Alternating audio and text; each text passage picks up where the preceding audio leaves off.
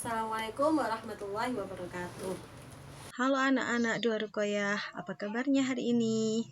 Alhamdulillah, pasti baik-baik saja ya.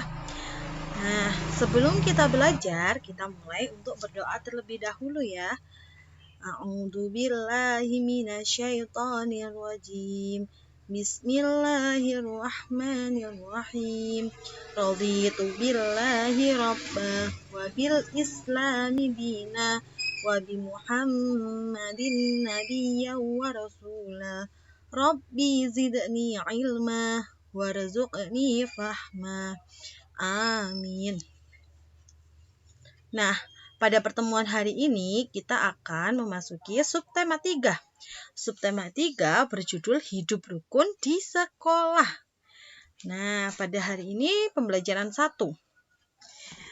Pada pembelajaran 1 kita akan melihat di halaman 97 sebelumnya. Nah, di halaman 97 itu terdapat sebuah bacaan. Udin dan teman-teman belajar di sekolah. Selain waktu belajar, ada juga waktu istirahat. Waktu istirahat dapat digunakan untuk berbagai hal. Ada yang bermain, berbincang, atau saling bercanda dengan teman. Udin dan Penny beristirahat di bawah pohon rindang. Mereka menikmati bekal makanan dari rumah bersama-sama. Nah, ini Udin dan Penny. Apa yang kamu lakukan pada waktu istirahat di sekolah? Masih ingat kan kalian? Waktu di sekolah ngapain saja? Atau masih belum sekolah ya? Kalau belum sekolah SD berarti waktu TK. Kalian ngapain aja kalau istirahat? Nah ya, bisa bermain, makan bekal bersama teman, seperti itu. Ini ada lagi pertanyaannya. Apakah kamu bermain dengan temanmu? Iya, boleh dijawab seperti itu. Bagaimana sikapmu ketika bermain dengan teman? Aku baik, aku bermain dengan baik, aku bermain dengan jujur, aku bermain tidak mengejek, misalnya seperti itu. Nah, selanjutnya di halaman 98 ini ada suatu cerita percakapan.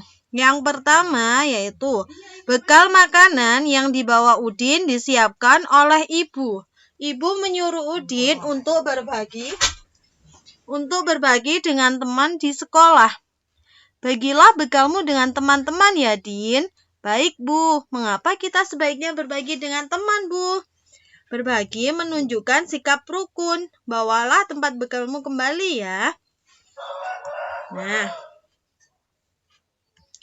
kemudian kalian diminta mencari kalimat perintah. Nah, sebelum mencari kalimat perintah pada percakapan ini, Ustazah akan jelaskan apa yang dimaksud dengan kalimat perintah.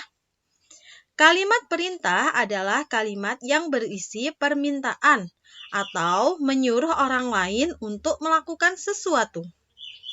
Biasanya ciri-ciri kalimat perintah bisa diakhiri dengan kan atau lah. Kemudian pada akhir kalimat ditandai dengan tanda seru. Nah, sebaiknya kalimat perintah itu harus sopan atau bisa dimulai dengan kata tolong. Contohnya, tolong Udin buanglah sampah ini. Tolong Lani matikan lampu itu. Nah, seperti itu. Nah, pada percakapan ini terdapat kalimat perintah. Ibu, bagilah bekalmu dengan teman-teman ya, Din. Nah, bagilah lah contoh dari kalimat perintah. Ada kata lahnya, di akhir juga ada tanda seru. Itu kan merupakan ciri-ciri dari kalimat perintah. Yang kedua, berbagi menunjukkan sikap rukun. Bawalah tempat bekalmu kembali ya. Nah, bawalah tempat bekalmu kembali ya. Itu juga merupakan kalimat perintah. Jadi pada percakapan ini kalian menemukan dua kalimat perintah.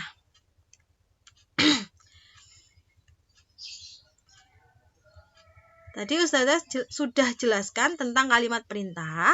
Boleh kalian tulis di sini. Jadi kalian tulis, kalimat perintah adalah kalimat yang berisi permintaan atau menyuruh orang lain untuk melakukan sesuatu. Kemudian, pada halaman 99, di sini nanti akan belajar membuat kalimat perintah. Nah, sebentar. Di sini ada kalimat perintah, Bu Guru. Masuklah ke kelas dengan tertib. Nah, ini contoh dari kalimat perintah. Jadi misalnya ada soal titik-titik ke kelas dengan tertib. Yang cocok apa ya? Nah, boleh diisi dengan masuklah. Nah, kemudian pada soal 1 sampai 5 ini kalian coba dikerjakan sendiri dengan rapi, tulisan yang rapi, dan pahami soalnya terlebih dahulu. Contoh nomor 1. Titik-titik ke kelas setelah bel berbunyi. Apa ya kira-kira yang pas? Wah, yang pas boleh masuklah. Masuklah ke kelas setelah bel berbunyi. Nah, untuk selanjutnya, nomor 2 sampai 5 kalian kerjakan di buku tulis kalian. Untuk nomor 2 dan sampai 5 kalian kerjakan di buku tema kalian. Maksud Ustazah buku tema ini ya, bukan buku tulis, di buku tema. Kemudian kita lanjut ke halaman 99, 100. Di halaman 100 kita akan belajar mewarnai. Nah, di kelas para siswa sedang belajar menggambar. Udin, Edo, dan Siti menggambar dengan alat yang berbeda. Nah, mewarnai, setelah menggambar pastikan diwarna agar indah. Nah, pewarna yang digunakan oleh Udin, Edo, dan Siti itu berbeda-beda. Udin menggunakan pensil warna, sedangkan Edo menggunakan spidol. Nah, yang Siti menggunakan krayon. Pensil warna, spidol, dan krayon memiliki perbedaan. Yang pertama, saat pensil warna digunakan, hasilnya nanti akan tipis dan halus. Jadi pewarnaannya itu tipis, tetapi halus. Kemudian, sedangkan yang spidol itu hasilnya akan tebal dan halus. Tetapi kelemahannya jika spidol dipakai menggoreskan atau mewarnai terlalu kencang, itu bisa juga merusak kertas atau bisa tembus kayak seperti itu.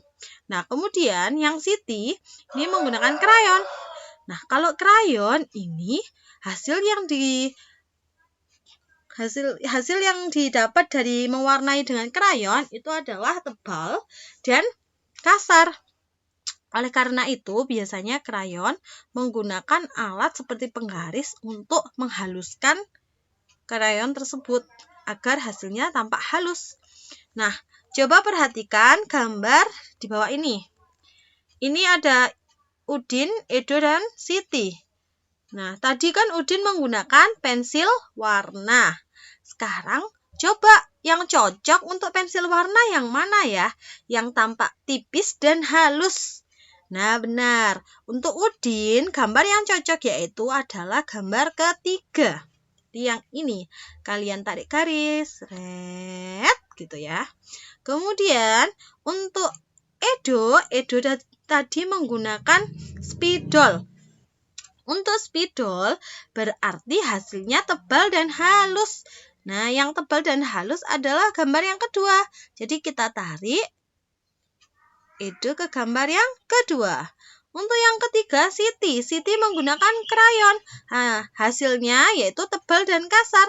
Nah, ini terdapat di gambar yang pertama. Ini tebal dan kasar. Oke, terima kasih. Untuk selanjutnya, kita akan belajar tentang matematika. Pada pembelajaran matematika, ada di buku kalian di halaman 103. Di halaman 103 kita akan belajar matematika dengan operasi hitung penjumlahan dengan cara panjang dan juga cara pendek. Ada sebuah soal yang berisi tentang cerita. Siswa di sekolah Udin cukup banyak. Ada 125 siswa laki-laki dan 117 siswa perempuan. Kemudian perintahnya, berapa jumlah siswa laki-laki dan perempuan di sekolah Udin? Kita tulis dahulu dengan cara panjang. Dengan cara panjang. Yang pertama tadi ada 125 laki-laki. 125 laki-laki. Yang perempuan ada 117. Ini menggunakan cara panjang.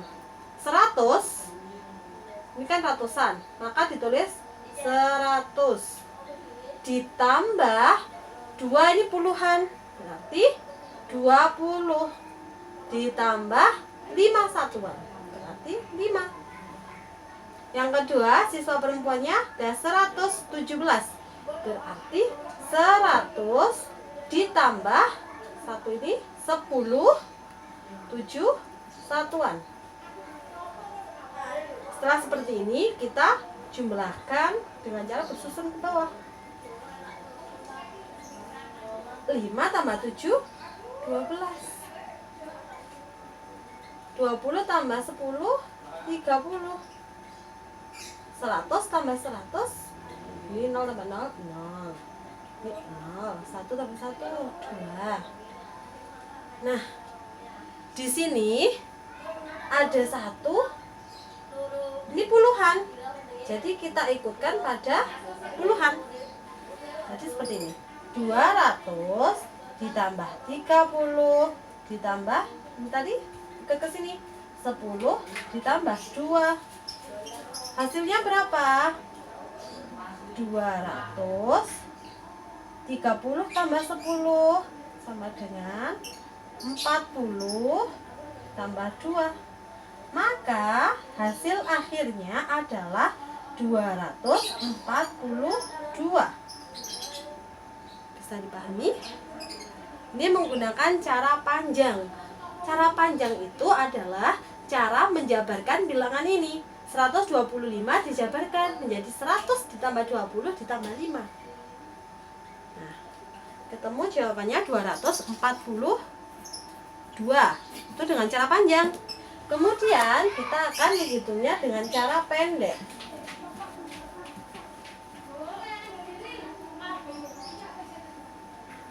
Yang kedua, yaitu dengan cara pendek. Dengan cara pendek, laki-laki tadi ada 125, sedangkan perempuan ada 117. Kita jumlahkan. Ingat, untuk penjumlahan bersusun itu harus lurus. Satuan lurus satuan, puluhan lurus puluhan, ratusan lurus ratusan. Setelah lurus seperti ini, kita akan jumlahkan atau ditambahkan seperti biasanya. 5 ditambah 7 ada 12. 12 jika ditulis seperti ini. Tetapi jika untuk penjumlahan bersusun, kita akan menulisnya angka 2 belakangnya, angka 2-nya, satuannya. Untuk satunya atau puluhannya ini kita taruh di depan sini. Kenapa kok ditaruh di sini? Nah, ini kita kelompokkan dengan puluhan. Karena 2 dan 1 ini adalah puluhan. Maka 1 yang puluhan ini kita taruh di atasnya. 1 tambah 3, 1 tambah 2 sama dengan 3. 3 tambah 1 sama dengan 4. 1 tambah 1, 2. Nah, ini cara pendek. Tadi jawabannya 242 dengan cara panjang. Sekarang dengan cara pendek juga 242. Sama. Cara panjang adalah cara penjabarannya. Kalau cara pendek, cara langsung. Yang penting kalian harus paham, yang ditulis itu bukan satuan, bukan 12 langsung, tapi satuannya aja yang ditulis. Dan puluhannya kita taruh di atas puluhan. Nah, bisa dimengerti? Setelah kalian mendapatkan penjelasan ini, kalian bisa mengerjakan di halaman 104 dan 105.